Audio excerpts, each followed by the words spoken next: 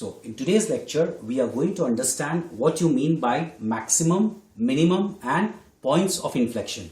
So let's see, we have a curve. We have a curve like this, okay?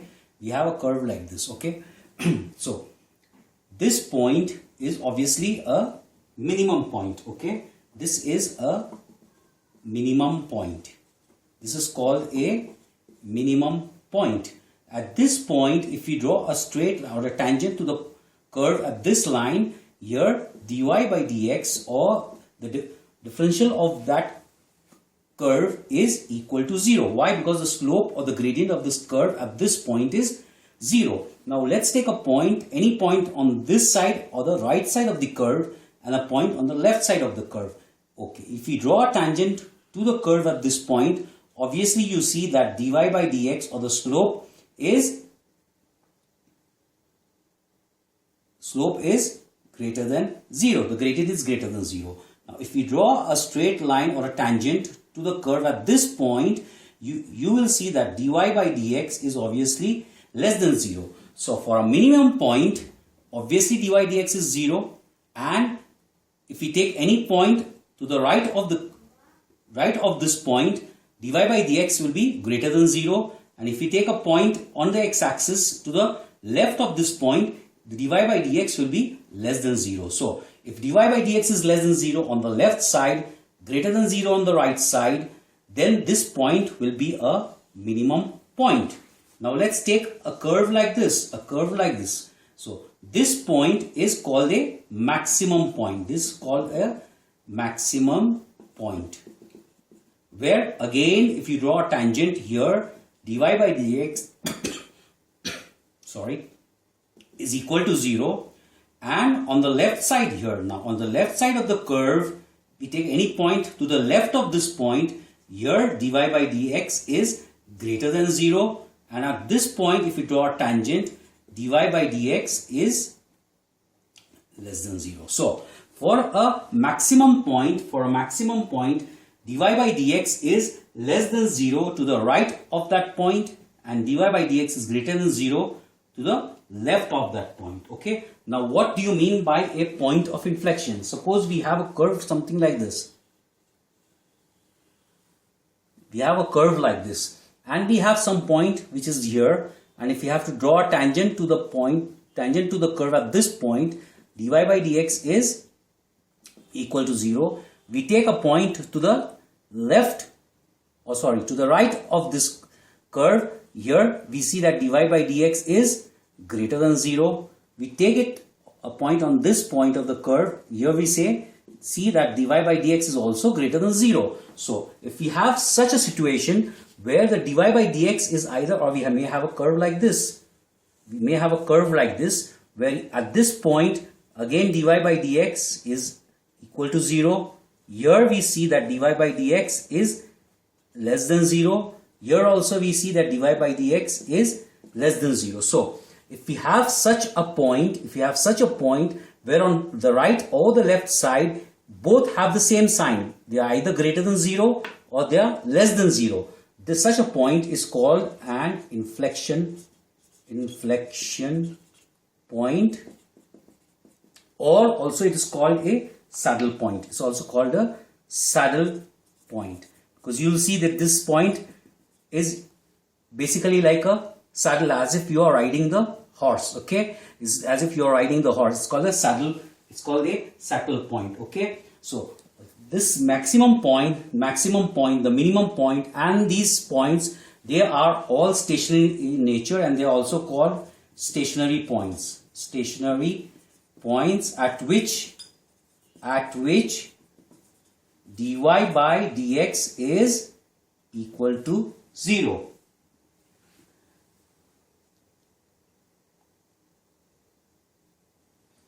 Okay, so this is as far as a maximum, minimum and points of inflection are concerned. Now let's see how we can, what is the practical application of the maximum, minimum and saddle points. Okay, so let's see this practical application of maxima and a minima. See this example, a right angle triangle ABC. Okay, it's a triangle ABC.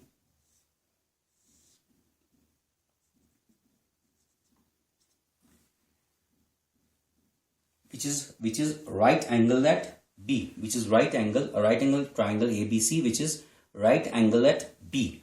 Okay, the length AB and BC vary such that the sum is always 6. So AB and BC, the length of AB and BC will change such that the sum will always be equal to 6. So if the length of AB is x, if the length of AB is x, find BC in terms of x. So we obviously know that this AB plus BC is always equal to 6. The value of AB is x. So BC is equal to 6 minus x. Okay. So BC is equal to 6 minus x. Now, the second part of the problem is find the maximum area of triangle ABC. So we know that the area of a triangle is equal to half of AB multiplied by BC, half base into height. Okay, so which is equal to half of x into 6 minus x, which is nothing but 3x minus x squared by 2. Now we know that if this is the area A, the maximum area will be reached if we apply the concept of derivatives. When dy by dx, we know that dy by dx is 0. So in this case, when dA by dx is equal to 0, we'll either get a maximum or a minimum. But now we know that since the coefficient of, we know that the coefficient of x squared term is minus, so the graph will be like this. The graph will be like this. Okay, and the maximum will be reached at this point when dA by dx is equal to 0. So if we find out the derivative of A with respect to x and equate it to 0, we will get the maximum area. So let's do that.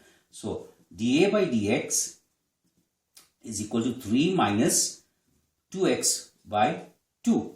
Okay, 2 and 2 cancel. So this is equal to 3 minus x, and we equate it to 0 for a maximum, since it's not a minimum area because it's the curve is a shape upside down and it reaches the maximum. So x, in this case x is equal to 3. So when x is equal to 3, we will get the maximum, area. Okay, so what is the maximum area? So the maximum area, A max, is now equal to 3x minus x squared by 2. That is 3, x is equal to 9, so it is 3 multiplied by 3 minus 3 squared by 2. So that is 9 minus 9 by 2, which is equal to 4.5 centimeters squared. Okay, now let's see how we can arrive at the maximum area using taking a mathematical approach. Let's divide. Let's say this is side AB, BC, and the area. Okay, so since the sum of the two sides AB and BC is equal to 6, so we can start with 1. We cannot take 0, so we'll take with 1. So if AB is 1, BC will be 5. If this is 2, it's 4. If AB is 3, this will be 3. If AB is 4, BC will be 2. AB is 5, BC will be 1. We cannot have 6 because then BC will be 0. So we will take from 1 to 5 AB and 5 to 1 BC and find out the area. So it is half 1 into 5. So the area is 2.5. Half of 2 into 4 is 4.0. Half of 3 into 3 is 4.5. Again, this will be the same as this one because this is 2 and 4, 4 and 2. And this is 5 and 1, 1 and 5. So it will be 2.5. So now we see that the maximum area we get is when AB is equal to or x is equal to 3. And the maximum area is 4.5. Now you see as we increase the value of AB, the curve increases from 2.5 until when x is equal to 3, and then when x is equal to 4, the curve starts falling down again So we reach a maximum area at x equal to 3, which is 4.5. Okay. One more thing is there, that if we take, let's take the second differential of s with respect to the area with respect to x. We find that this is dA by dx is 3 minus x. Okay, so if we take the second differential, it will be 0 minus 1, which is answer is minus 1, which is less than 0. d2a by dx, if it is a negative 1, it denotes it will be a maximum point. It's a maximum. So we will have a maximum point. This is a maximum point. Okay, if this is greater than 0, then it will be a minimum point. Okay. Let's see another example. A closed right circular cylinder. So this is the cylinder. This is the cylinder. Height is h, and base radius is r. Okay. The volume of this cylinder is equal to 54 pi centimeter square. Now show that the total surface area is given by this. So we know that the volume is equal to pi given by pi r square h, right? Pi into, that means the area of the base into height. So pi r square into h. So let's form a relation of h in terms of r. So h is equal to 54 pi by pi r square. Okay.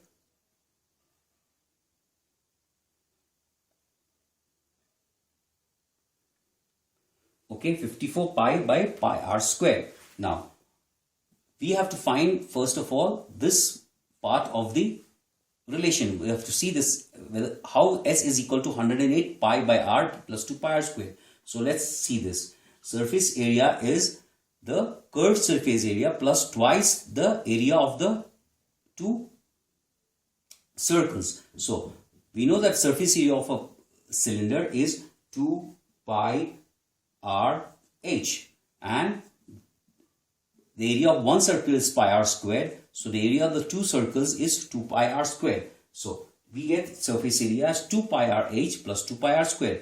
We just have to substitute h in terms of this one.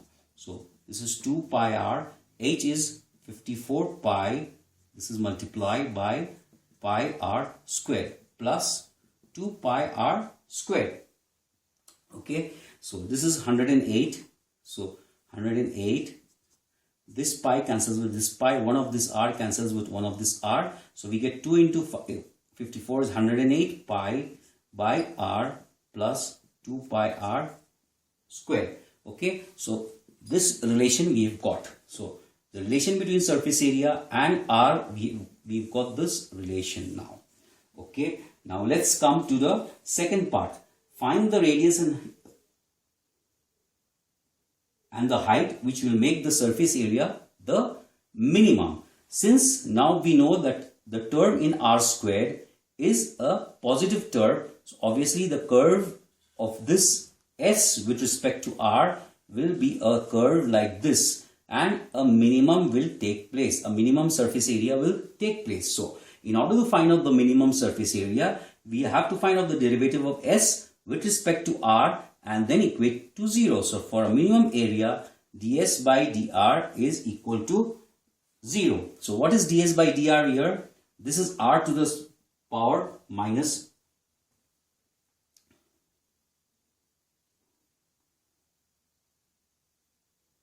r to the power minus 1. So when you make the derivation, it will be minus 108 pi, and since this is minus 1, minus 1 will become 2. So it will be 108 pi upon r square. Okay, because it is r to the power minus 2, it will go to the denominator as r square plus 2 into 2 is plus 4 pi r, which is equal to 0. So from here we get 4 pi we get, if we find out equal to 0, we see that 4 pi r is equal to 108 pi by r cubed. This pi and this pi will cancel off. Okay, 4 will go into,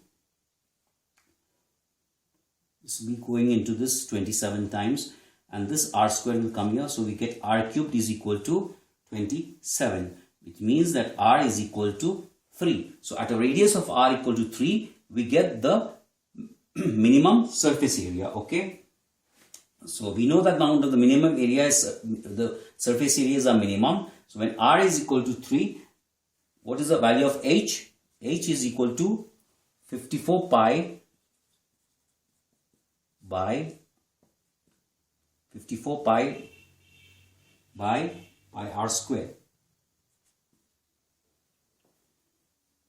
or this pi and this pi will cancel off, which is 54 by r square. Okay,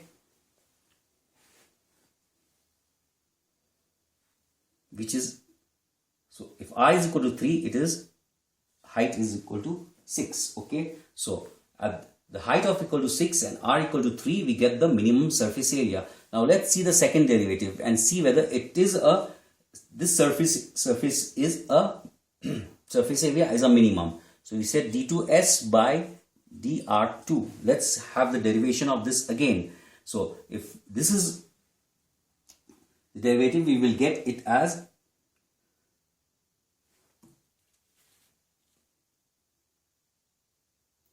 find out the second derivative, we will see that this is equal to